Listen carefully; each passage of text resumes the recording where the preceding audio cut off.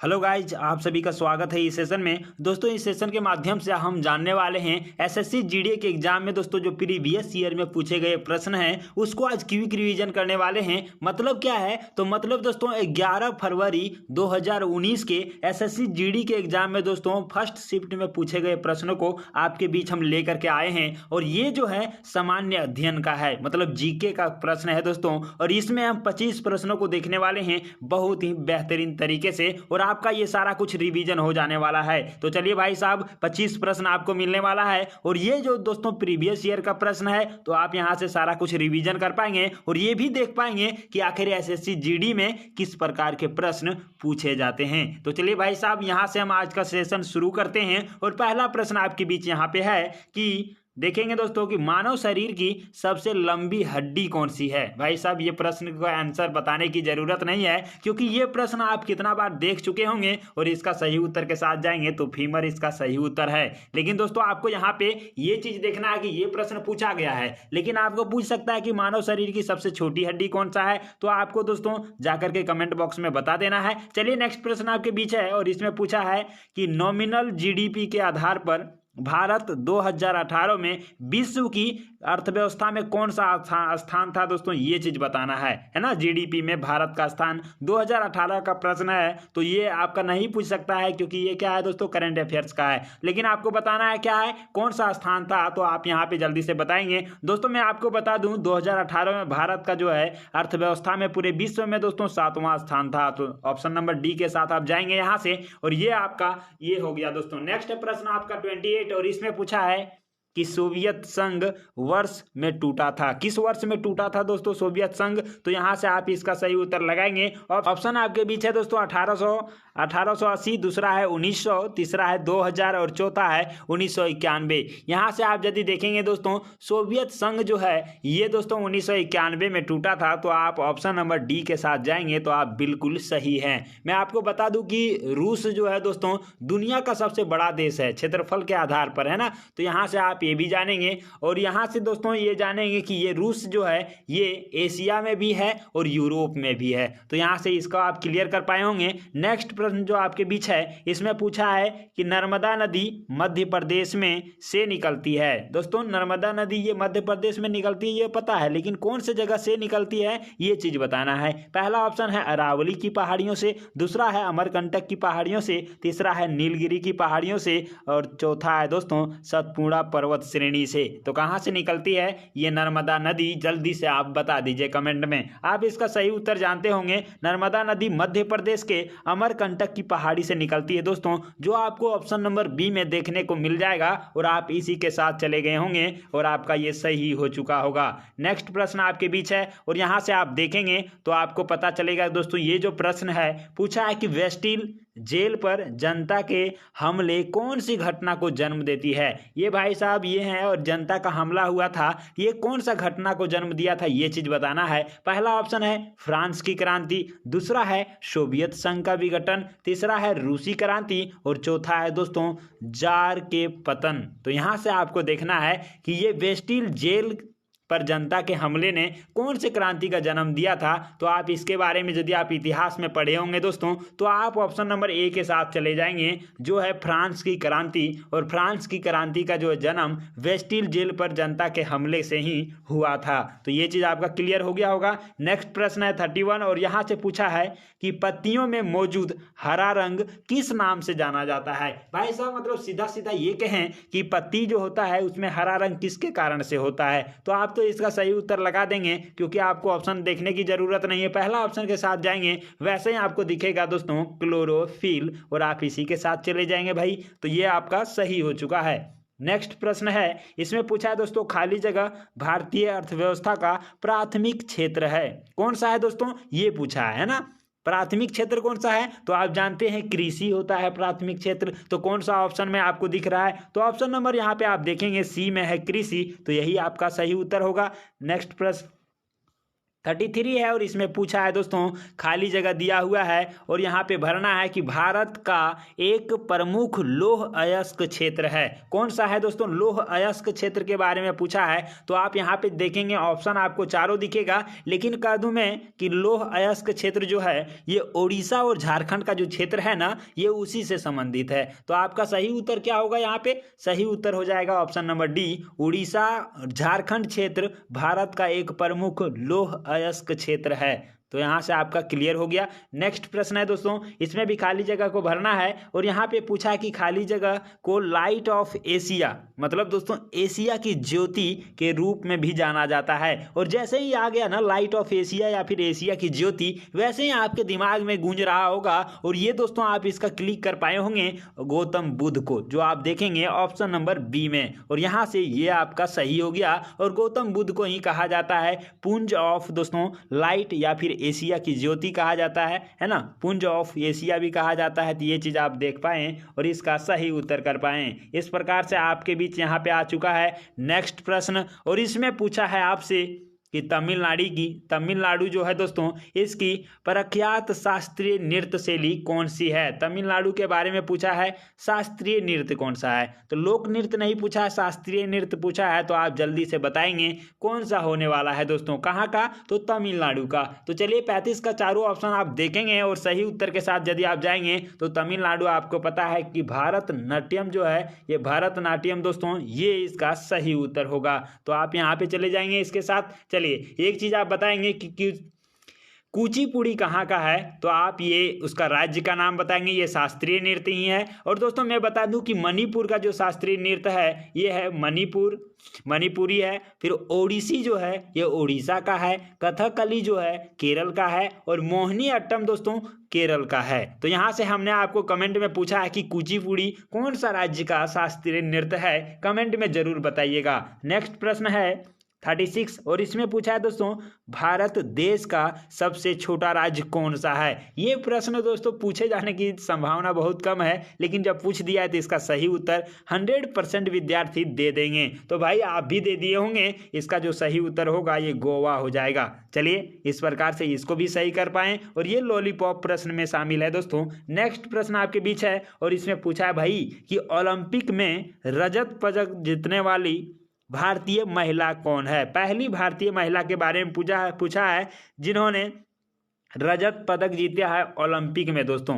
तो इसका नाम तो बहुत सराहनीय से लिया जाएगा और कौन है वो तो आप इसका नाम भी जानते होंगे कि ओलंपिक में रजत पदक जीतने वाली पहली महिला आप कितना बार भी पढ़े होंगे दोस्तों। ऑप्शन के साथ जाइए और यहाँ से यदि आप ऑप्शन नंबर ए के साथ गए होंगे, मतलब पीवी सिंधु के साथ, तो आप बिल्कुल सही हैं और यही इसका सही उत्तर होगा। नेक्स्ट प्रश्न आपके बीच है और यहाँ पे दोस्तों आप देखेंगे तो आपको पता चलेगा कि निम्नलिखित में से कौन से स्थल पर ये दोस्तों 1920 है में भारतीय राष्ट्रीय कांग्रेस का बैठक हुआ था। मतलब सीधा सीधा ये कहें दोस्तों कि 1920 में भारतीय राष्ट्रीय कांग्रेस की बैठक कहाँ पर हुई थी? भाई आपको ऑप्शन दे देते हैं। पहला है तिरुवनंतपुरम, दूसरा है मुंबई, तीसरा है नागपुर और चौथा है त्रिपुरा। तो भाई साहब जल्दी से आप जाइए 1920 में किस जगह पर इसका बैठक हुआ था कांग्रेस का। और 38 का यदि आप ऑप्शन नंबर सी के साथ जाएंगे, मतलब क्या है नागपुर के साथ, तो आप बिल्कुल सही हैं और नागपुर में ही दोस्तों 1920 में बैठक हुआ था।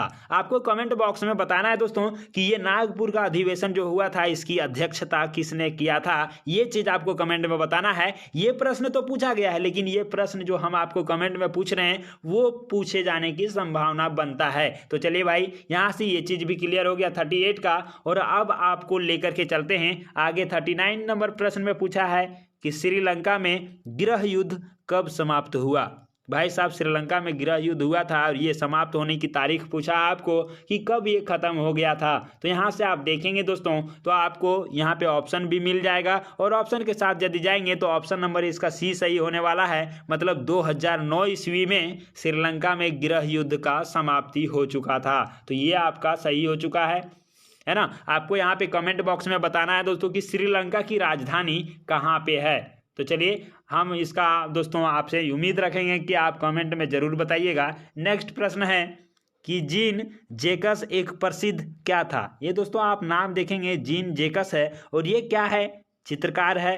चिंतक है, सम्राट है या फिर चिकित्सक है? क्या चीज़ है दोस्तों, ये चीज़ बताना है। तो 40 का यदि आप देखेंगे ना, जीन जैकस एक प्रमुख चिंतक है। तो यहाँ से आप देखेंगे चिंतक कहाँ है, तो ऑप्शन नंबर बी में है और बी के साथ चले जाएंगे तो ये आपका क्या हो जाएगा दोस्तों, सही हो जाएगा। चलिए अगला प्रश्न आपके बीच है, लावनी कौन से राज्य का लोक नृत्य है? भाई साहब अब यहाँ पे लोक नृत्य पूछा, लेकिन किसके बारे में, लावनी के बारे में पूछा है। तो आप ये ट्रिक से भी पढ़े होंगे सभी राज्य का जो लोक नृत्य है उसके बारे में, लेकिन यहाँ पे अभी आपको बताना है कि लावनी कहाँ का है। तो आप जल्दी से हमें बताएंगे कि लावनी दोस्तों कहाँ का है।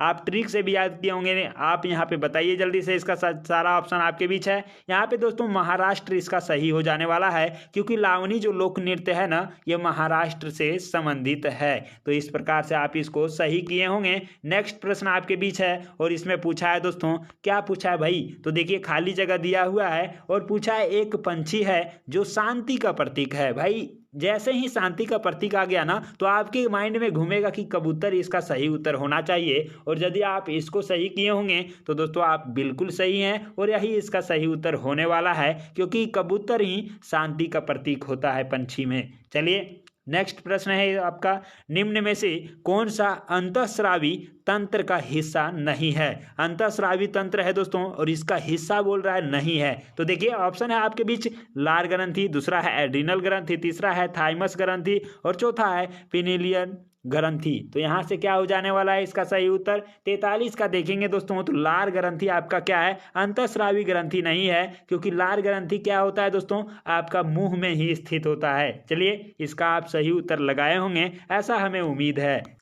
नेक्स्ट प्रश्न आपके बीच यहाँ पे है दोस्तों, इसमें आप देखेंगे पूछ रहा है कि डीएनए का पूर्ण रूप क्या होता है। डीएनए के बारे में आप जानते हैं, डीएनए, आरएनए, एटीपी वगैरह होता है। तो इसका दोस्तों इसमें पूछा है डीएनए का क्या होगा। तो डीएनए का जानते हैं आप दोस्तों क्या हो जाने वाला है, तो इसका होता है डीऑक्सीराइबो न्यूक्लिक एसिड। तो यहाँ पे आप देखेंगे डीएनए, तो यहाँ पे क्या होगा दोस्तों, डीऑक्सीराइबो न्यूक्लिक एसिड। तो यहाँ से आप इसका क्या सही करेंगे, तो दोस्तों आप देखेंगे ऑप्शन नंबर बी में आपको यहाँ पे दिख रहा है, तो आप ऑप्शन नंबर बी के साथ चले जाएंगे और इस प्रकार से आपका ये सही हो चुका है। नेक्स्ट प्रश्न है, देखिए 45 में पूछा है कि आर्किटेक्चर की जड़ने की तकनीक, ये दोस्तों है पिएट्रा ड्यूरा, निम्नलिखित में से किस स्मारक में पाई जाती है? ये क्या है दोस्तों, तकनीक है ना। जैसे किसी भी चीज़ का निर्माण किया जाता है, किसी भी महल या फिर भवन का, तो उसमें कोई ना कोई तकनीक होता है, तो उसके अनुसार से दोस्तों उसका निर्माण होता है। तो आप यहाँ पे बताइए ये पिएट्रा ड्यूरा जो है ये किस भवन के निर्माण में दोस्तों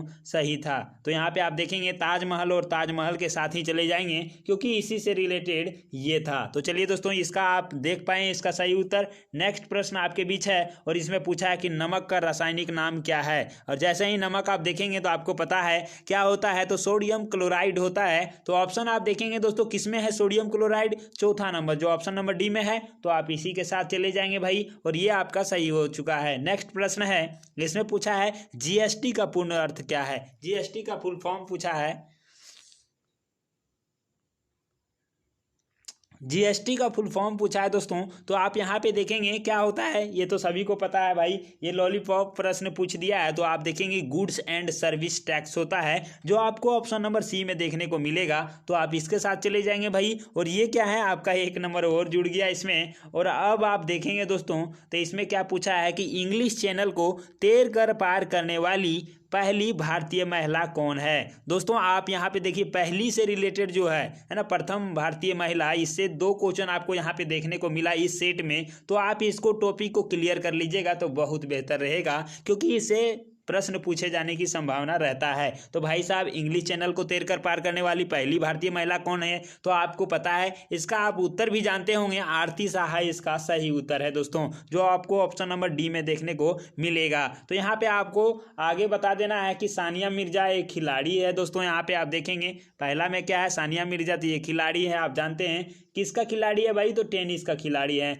और देखेंगे दूसरा जो है शिखा टंडन, ये कहाँ का है दोस्तों, तो ये शिखा टंडन आप देखेंगे बंगलोर की है ठीक है, तो भारत की स्विमर है, तैराक है ये, ठीक है। और यहीं पे आप देखेंगे शिवानी कटारिया, तो शिवानी कटारिया क्या है दोस्तों, एक भारतीय स्विमर ये भी हैं, तो यहाँ से आप इसको भी जान पाएं। चलिए, इस प्रकार से आपका ये कंप्लीट हो चुका। आप देखेंगे अगले प्रश्न के साथ, तो पुस्तक यहाँ पे दिया हुआ है, पुस्तक का नाम है इंडिया 2020 का लिखा किसने है दोस्तों, इसके बारे में पूछा है। मतलब इंडिया 2020 बुक की रचना करने वाले महापुरुष का नाम क्या था, ये चीज बताइए। भाई ऑप्शन नहीं देखने की जरूरत है आपको, क्योंकि आप इसको पढ़े होंगे और जानते भी होंगे।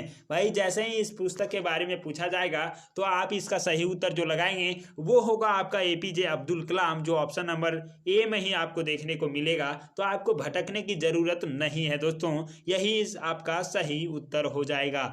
नेक्स्ट और अंतिम प्रश्न इस सेशन का आपके बीच यहाँ पे है, और इसमें पूछ रहा है कि भारतीय जनतंत्र के संदर्भ में निम्नलिखित में से कौन सा कथन सही है। किसके बारे में दोस्तों, जनतंत्र के संबंध में। जनतंत्र को कहें तो हमारा क्या होगा, लोकतंत्र इसी को कह सकते हैं भाई। तो लोकतंत्र के संबंध में ही आप देख लेंगे तो क्या होगा सही। देखिए यहाँ पे पहला ऑप्शन है, लोगों को अपने प्रतिनिधियों को चुनने की अनुमति देता है। तो लोकतंत्र क्या है, उसमें तो देता है भाई, लोग अपना प्रतिनिधि को खुद चुन सकते हैं, है ना। जनता को, जनता के लिए, जनता के द्वारा किया गया शासन को ही लोकतंत्र कहते हैं, जनतंत्र कहते हैं। तो ये चीज आप देख लीजिए। दूसरा देखेंगे तो क्या पूछ रहा है, वित्तीय आपातकाल के किस्सों में दोस्तों क्या है, लोगों को देश पर कब्जा कर लेने का अधिकार देता है। भाई ऐसा थोड़ी ना है कि वित्तीय आपात आ गया तो कब्जा कर लेगा, ऐसा नहीं है ना।